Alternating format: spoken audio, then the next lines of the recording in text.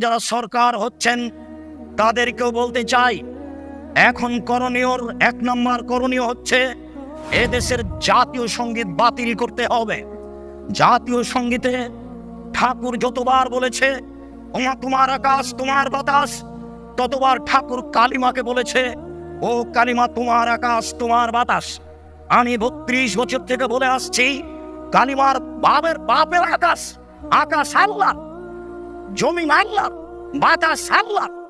কখনো মুসলমানের সন্তানের মধ্যে এই সঙ্গীত বের হতে পারে না, অসম্ভব। প্রথমত এই জাতীয় সঙ্গীত বাতিল করতে হবে। দ্বিতীয়ত শিক্ষা সিলেবাস পরিবর্তন করতে হবে, শিক্ষা ব্যবস্থাপনা পরিবর্তন করতে হবে।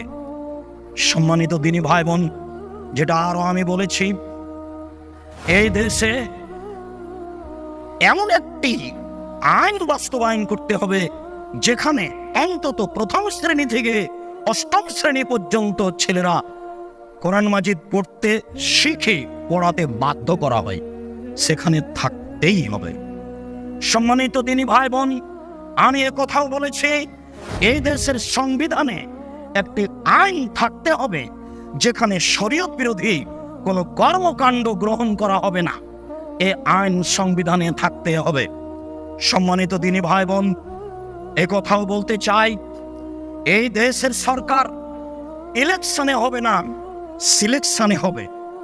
হিন্দু মুসলমান বৌদ্ধ খ্রিস্টান টোকায়ের ভোটে সরকার নির্বাচন হবে না।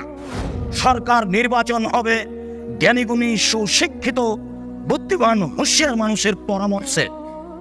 যে আদেশ করেছিলেন অর্ধ পৃথিবীর খলিফা কুশাগর বুদ্ধিজীবী রাজনীতির দৌড়, তিনি বলে গেছেন পৃথিবীর মানুষ পরামর্শ করে খলিফা নির্বাচন করিও, নিজে থেকে খলিফা নির্বাচন করিও না। জাতিকে এইভাবেই খলিফা নির্বাচন করতে হবে। সম্মানিত দিনী ভাই বোন, এদেশের শিক্ষা প্রতিষ্ঠান কলেজ বিশ্ববিদ্যালয়কে রাজনীতি থেকে মুক্ত করতে হবে। কোন ছেলে শিক্ষার নামে কলেজ বিশ্ববিদ্যালয়ে পড়তে গিয়ে যেন রাজনীতি করতে না পারে, এইটা চিরদিনের জন্য বাতিল করতে হবে।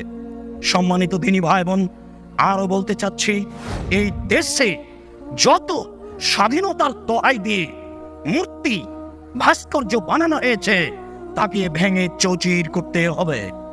ভবিষ্যতেও যেন আর কোনোদিন কেউ জাতির সম্পদ দিয়ে মূর্তি ভাস্কর্য নির্মাণ না করে, এটা সংবিধানে লিখিত থাকতে হবে।